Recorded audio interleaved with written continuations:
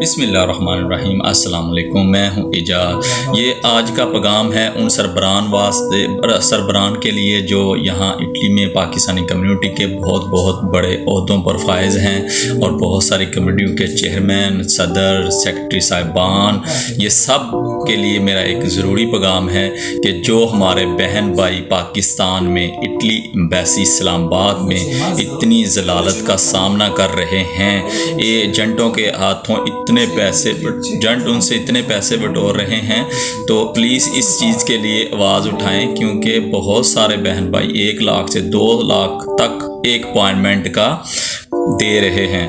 تو آپ لوگوں سے درخواست ہے کہ اس چیز کی آواز اٹھائیں، ہائی لیول پہ لے کے آئیں اس چیز کو۔ اور یہاں اٹالویہ میڈیا پہ یا پاکستان میڈیا پہ میں دیکھ رہا ہوں ایسی کوئی خبر نہیں آ رہی، تو پلیز اس چیز کو ہائی لائٹ کیا کریں۔